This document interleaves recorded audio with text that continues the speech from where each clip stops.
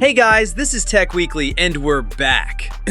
As you are probably all aware, Apple just released their new iPhone 17e on the 11th of this month. The price is going to be $599. It has the same chip as the standard iPhone 17, and it finally gets MagSafe. So the question is, did Apple actually nail the budget iPhone this time? Let's find out. For anyone who's new here, the E line is Apple's budget iPhone tier. Last year we got the iPhone 16e, which replaced the long-running SE. It was a solid phone, but it had some real omissions that frustrated a lot of people. The 17e is the follow-up, and on paper, Apple addressed almost everything people complained about. Let's go through what's new, what stayed the same, and what still got left out. Design-wise, Apple is sticking with the same general 6.1-inch silhouette. Aerospace-grade aluminum chassis, single-lens camera on the back. Clean, familiar. One new addition, a third color. You still get black and white, but now there's a soft pink finish that honestly looks really clean in the press shots. That's going to be popular. What's still missing? Dynamic Island. Rumors were flying that Apple would finally bring it to the 17e. It didn't happen. You're still looking at the classic notch. For a lot of people that won't matter, but if you want design parity with the rest of the iPhone 17 lineup, that's the one visual miss. What did carry over from the 17? IP68 water resistance, rated to 6 meters for 30 minutes. That's the same spec as the flagship. Not bad at all. Here's where things get seriously interesting. Apple put the A19 chip inside the iPhone 17e, the exact same chip powering the standard $799 iPhone 17. 3nm architecture, 6-core CPU. There is one caveat. The GPU is a 4-core version versus the 5-core in the iPhone 17, so you'll see a gap in the most demanding tasks. But based on everything we know about A19 performance from the standard model, this phone is going to be faster than anything else in its price range by a pretty wide margin.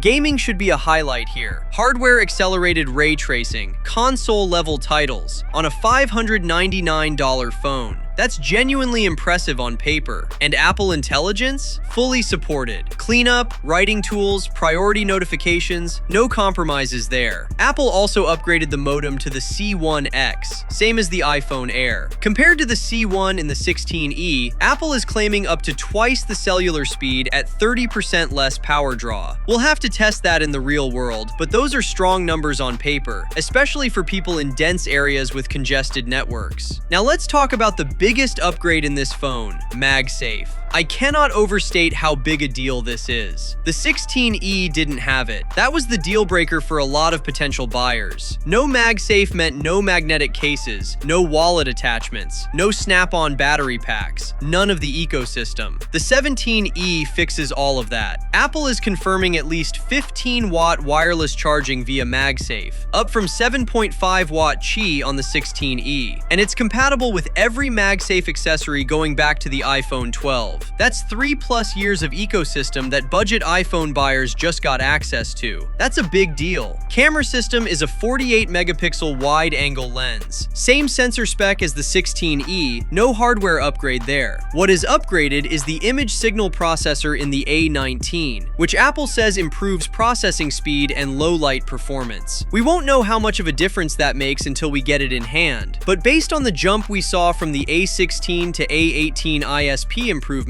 it should be noticeable. One rear lens. Still no ultra-wide, no telephoto. If you're a serious photographer, the standard iPhone 17 is worth the extra $200. But for everyday shots, travel, food, people, a single 48-megapixel lens on an A19 ISP should perform really well. Apple hasn't released official camera samples yet, so stay tuned. I'll do a dedicated camera breakdown once those drop. Let's talk money. The iPhone 17e starts at $599, same price as the 16e at launch. But, and this matters, the base model now comes with 256 gigabytes of storage. The 16e started at 128 gigabytes, so you're effectively getting more storage for the same price. Here's how the lineup stacks up. iPhone 17e, $599 for the 256 gigabyte version, while the iPhone 17 is $799 for 128 gigabytes. months. For anyone upgrading from an iPhone 11, 12, or 13, this phone is going to feel like a completely different world. And with the A19 chip, Apple should comfortably support this device with software updates for 5 to 6 years. On paper, this might genuinely be the best value Apple has ever put out at this price point. So, based on everything Apple has announced, should you buy the iPhone 17e? If you're upgrading from an iPhone 11 or older, yes, this looks like an easy call. If you have a 16e already, probably not unless MagSafe is a must-have for you. The improvements are real, but incremental. If you're choosing between the 17e and the standard iPhone 17, the $200 premium on the 17 gets you 120Hz display, a second camera lens, dynamic island, and slightly better GPU performance. If those things matter to you, go with the 17. If they don't, the 17e looks like a genuinely hard deal to beat.